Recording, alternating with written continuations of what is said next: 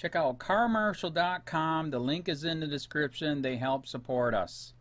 Next two guests are the only two House Judiciary members who have seen the new texts between Strzok and Page. Congressman Trey Gowdy and Congressman John Ratcliffe join me now. Gentlemen, thank you very much for being here tonight. Martha, good to be with you. Ed Henry, good to have you with us. Ed Henry laid out a lot of the breaking news this evening and the memo that you put out. I want to go back a little bit, though, because with regard to Lisa Page and the fact that she says in these text messages, and let's put up what she said, and she's referring to the fact that Loretta Lynch has said at this point that she is going to step aside, that no politically appointed official is going to make judgment on the Hillary Clinton situation. She's going to let the FBI do it. And that's how we know that Comey came forward and made his announcement.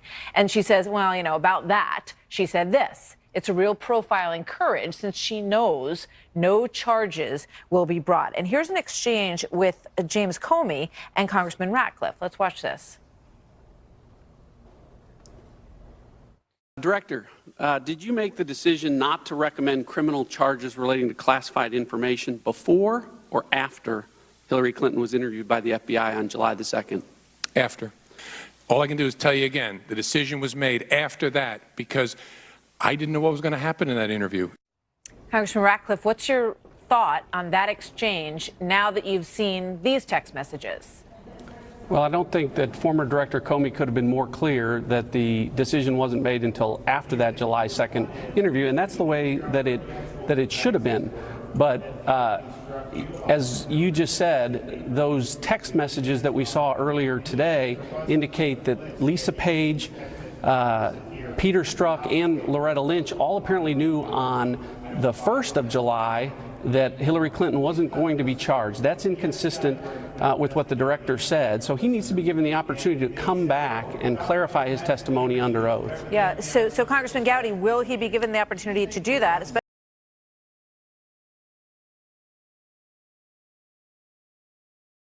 Congressman just exposed FBI's secret society they uncovered in official messages. Members of Congress are revealing that the day after the election, top FBI officials sent text messages referencing a secret society within the intelligence community. By Rachel Blevins, January 23, 2018. After it was revealed that the Federal Bureau of Investigation failed to preserve 5 months of text messages, a new level of scrutiny is building towards the agency, and the messages exchanged between its officials and 2 members of Congress have claimed that messages between the officials reference a secret society within the intelligence community. Senate Homeland Security Committee Chairman Ron Johnson drew attention to the more than 50,000 missing messages between FBI officials Peter Strzok and Lisa Page over the weekend, in a letter to the director of the FBI.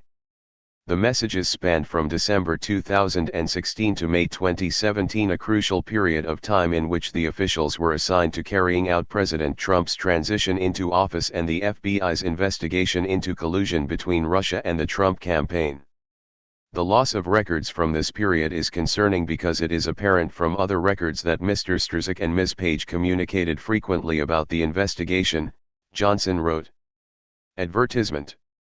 The Department of Justice acknowledged the gap in messages and blamed it on a technical glitch when it turned over 384 pages of text messages between Strzok and Page. However, the revelation of a glitch has angered House Judiciary Committee Chairman Bob Goodlatte, House Oversight and Government Reform Committee Chairman Trey Gowdy, and House Permanent Select Committee on Intelligence Chairman Devin Nunes. In a joint statement released on Monday, the trio called out the FBI for failing to keep records of the more than 50,000 messages over a period of 5 months. The omission of text messages between December 2016 and May 2017, a critical gap encompassing the FBI's Russia investigation, is equally concerning. Rather than clearing up prior FBI and DOJ actions, these recently produced documents cause us to further question the credibility and objectivity of certain officials at the FBI. Representative John Ratcliffe, Cybersecurity Chairman of the House Homeland Security Committee, revealed on Twitter that he and Representative Gowdy reviewed thousands of texts from top FBI officials and discovered manifest bias among top FBI officials against Trump. Ratcliffe also claimed that the messages between Strzok and Page referenced a secret society within the FBI and the Department of Justice. John Ratcliffe. Heavy checkmark. At Rep. Ratcliffe. The thousands of texts at T-Gaudisk and I reviewed today revealed manifest bias among top FBI officials against @real Donald Trump. The texts between Strzok and Page referenced a secret society. 7:34 p.m., January 22, 2018. 1980 replies 15,009 retweets 21,143 21,143 likes. Twitter adds info and privacy. During an interview with Fox News' Martha MacCallum, Ratcliffe questioned the extent of the secret society mentioned in the text messages, and whether it was made up of members like Page and Strzok who appeared to have an anti-Trump bias. We learned today about information that in the immediate aftermath of his election, there may have been a secret society of folks within the Department of Justice and the FBI, to include Page and Strzok, working against him, Ratcliffe said. I'm not saying that actually happened, but when folks speak in those terms, they need to come forward to explain the context. Fox News. Heavy checkmark. At Fox News. At Rep. Ratcliffe on 5-month gap discovered in new FBI texts, for former prosecutors like at T-Gaudisk and myself, it makes it harder and harder for us to explain away one strange coincidence after another. http://fxn.ws/2bnox96. 7:26 p.m., January 22, 2018. 442 replies 2,183 retweets 3,688 3,688 likes. Twitter adds info and privacy. Gowdy also referenced the secret society mentioned by the FBI officials and noted that the messages were sent one day after the election, nearly 1 month before the messages between the officials reportedly vanished from the FBI's records. The day after the election, there is a text exchange between these two FBI agents, these supposed to be fact-centric FBI agents, saying, "Perhaps this is the first meeting of the secret society," Gowdy said. "So I'm going to want to know what secret society you are talking about, because you're supposed to be investigating objectively the person who just won the Electoral College." Especially given the piece that Ed Henry also just included on July 5th, where he said no one knows the conclusion that I came to until now.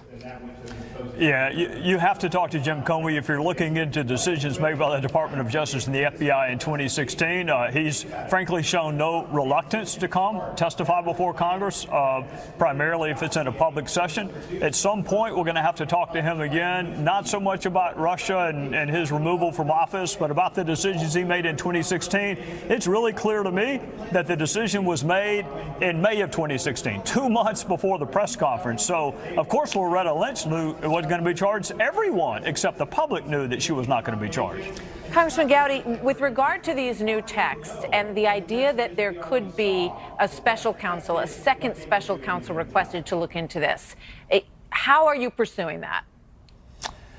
Well, these texts are incredibly important, Martha, for a number of reasons, both what's there and what's not there. So lay aside this glaring 5-month gap in text that the world's premier law enforcement agency somehow missed. Lay that aside. What we have seen, what Johnny and I saw today, was a text about not keeping text. We saw more manifest bias against President Trump all the way through the election into the transition.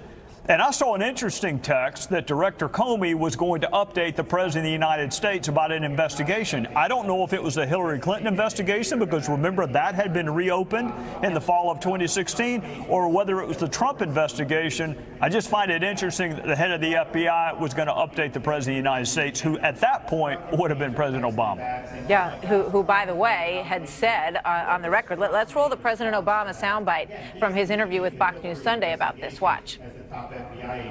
She would never intentionally put America in any kind of jeopardy. I continue to believe that she has not jeopardized America's national security. Now, what I've also said is that, and she's acknowledged that there's a carelessness in terms of managing emails that she has owned and she recognizes. But I also think it is important to keep this in perspective. It's interesting to me, Congressman Ratcliffe, that at the beginning of that he uses the word intent, because that's the word that was used by James Comey, that there was no intent to allow this classified information to go into places that it shouldn't have been. Your thoughts on that? Well, it does make you wonder. Again, it's a strange coincidence.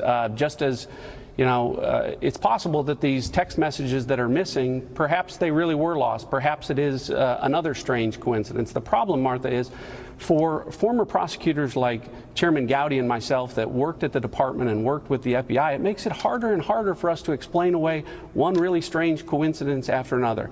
Look, the point, I think, with respect to the issue of bias that Chairman Gowdy mentioned before, we knew that Strzok and Page had an intense anti-Trump bias.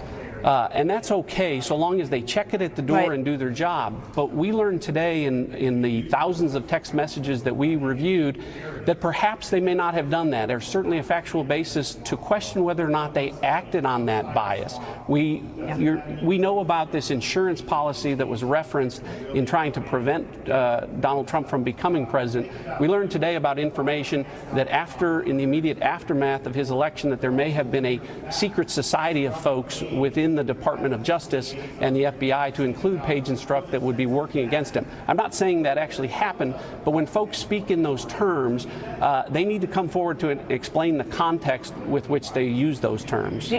Congressman Gowdy, do you want to expound on the secret society idea?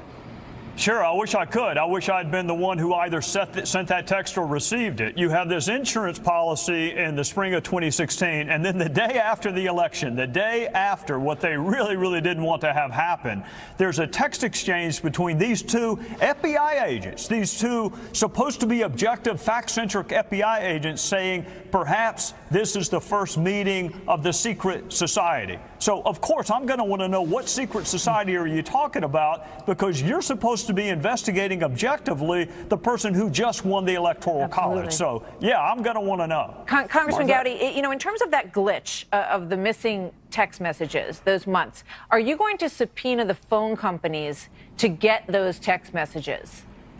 You know, Martha, Congress is not great at using legal process like subpoenas and search warrants. Of course, we want that. I hope Mike Horowitz, the Inspector General, got them.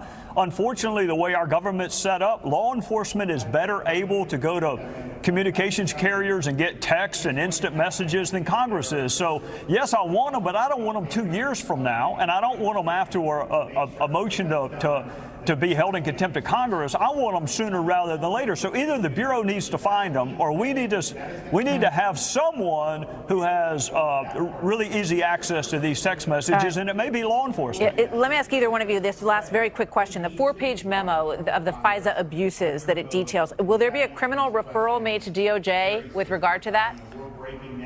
I don't know that Johnny and I, either one, are into referring cases to you know, we used to work there. We're not there anymore. I'm going to let them sort out the criminality. It's not my job to make criminal referrals. It is my job to provide oversight. All right, gentlemen, thank you very much. Good to see you both tonight. County, this is Charlotte County Cop Watch, and I wanted to explain what fair use is. You can use pieces of news articles if you're doing it for news reporting, you have commentary, and you're doing it for education purposes. So that's what fair use is, as you can see right here. Another reason why I wanted to make this video is to let you know I have just joined with Patreon. A nice thing with Patreon, I make no money on YouTube. They took the money away years ago, and so this is another way to give, and it's a nice thing too, because you can give monthly. You can give $1, $5, $10, whatever. I do 4 to 5 hours a day on trying to wake the sheeple up on how corrupt it is and different ways that you can fight the corruption. So Patreon is a way that you can do it, and then of course the old way is still there. Donate to Sheriff County Cop Watch with PayPal or credit card. So keep that in mind. 4 to 5 hours a day. I make no money, but the corruption happened to me and I'm sick of it, so I'm trying to wake people up. but my wife would love it if some, if we could get some help out there. There's 47,000 subscribers. Just think if each one of you subscribers just gave a, let's say, actually, yes, $1 a month. 47,000 subscribers gave $1 a month. That would be awesome. That's not going to happen. But anyways, that would be great if it did happen. But, do the math in your head. Just think about it. Like I said, 4 to 5 hours a day. I get no money from YouTube. YouTube has gone nuts. You can't do anything anymore.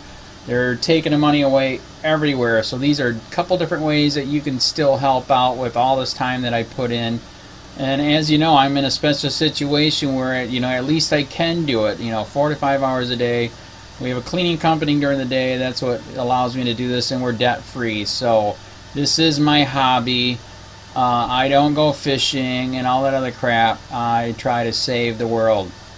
So help me out to make the wife happy, man. In fact, if you guys did give $1 a day, and there was 47,000 of you, and you did it, and each of you gave $1, and that was every month, oh my God, yes, I could quit. I could start suing them. Another idea, too, that we have is, if I got, some funds, we could actually contact everyone that has been ticketed and or arrested and put in jail and start sending them postcards to let them know we're here, and to see if everything went all right, and if it didn't, find out their story. So we could even do more investigations and more lawsuits. Lawsuits take money. So just think about that. 47,000 of you so far right now. $1 a day. $1 a month on Patreon, or $5 a month Patreon, 10, 20, whatever. Just do the math in your head. Help out. This is a lot of work every single day. Thanks.